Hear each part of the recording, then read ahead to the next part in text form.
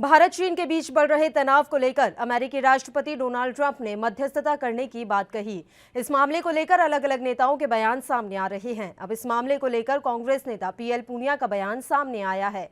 उन्होंने कहा है कि ट्रंप की ओर से ऐसे बयान आते रहते हैं। इसी के साथ ही उन्होंने गृह मंत्री अमित शाह की राज्यों से सीएम के साथ की गई बातचीत और लॉकडाउन 5 को लेकर मांगे गए सुझाव समेत अन्य मुद्दों को लेकर भी प्रतिक्रिया दी है।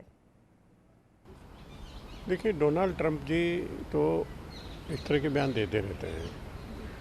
अनेक बार पहले भी हिंदुस्तान पाकिस्तान के बीच में भी वो मध्यस्थता करने को तैयार थे, लेकिन भारत सरकार के द्वारा विनम्रतापूर्वक उनको बता दिया गया कि हम दो देशों के वापसी का मामला है, अब आपकी आवश्यकता नहीं है।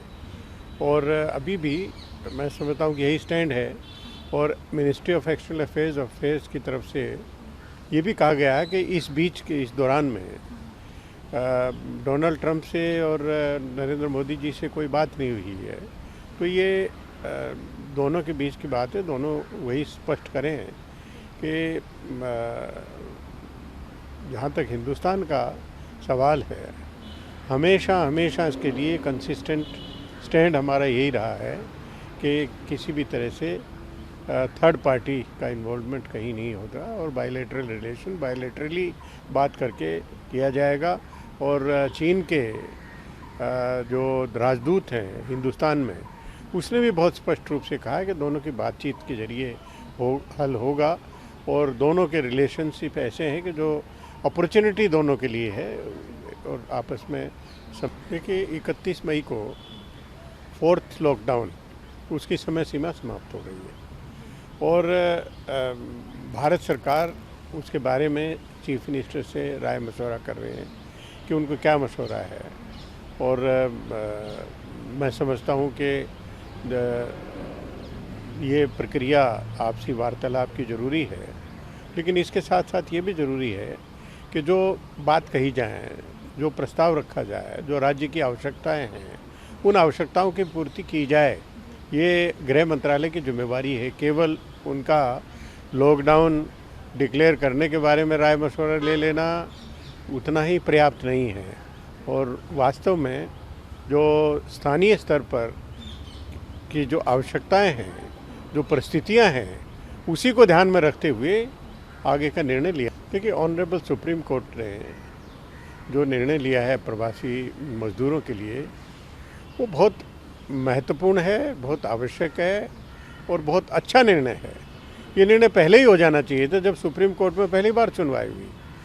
और उस समय सुप्रीम कोर्ट ने जो निर्णय होना चाहिए था वो ना देकर और राज्य सरकारों के ऊपर छोड़ दिया। वो एक उससे प्रवासी मजदूरों को चिंता बढ़ी, उनको तकलीफ़ बढ़ी, बहुत से लोग मारे गए, एक्सीडेंट हुए, क्योंकि राज्य सरकारों ने कहा कि केंद्र सरकार की जिम्मेवारी है, केंद्र सरकार ने कहा राज्यों की जिम्मेवारी है, और किसी ने कुछ नहीं किया। कांग्रेस पार्टी ने आगे बढ़ के खाने पीने का व्यवस्था की, बसों की व्यवस्था की, ट्रेन में जाने की किराए की व्यवस्था की, लेकिन जो राज्यों को वस्तुतः अपनी जिम्मेवारी का निर्वहन करना चाहिए था वो नहीं किया। अब सुप्रीम कोर्ट ने ठीक कहा है कि निःशुल्क उनको अपने घर पर तो पहुंचाया जाए, बसों को रेल का किराया वो खुद दें, और अगर रास्ते में चलते हुए मिल जाते हैं तो उनको रोक के उनको शेल्टर होम में ले जाके उनका खाने पीने का, ठहरने का इंतज़ाम प्रॉपर किया जाए और उनसे एक भी नया पैसा वसूल ना किया जाए। ये अधिकार है और समय की आवश्यकता है कि प्रवासी मजदूरों को ये सुविधाएं मिले।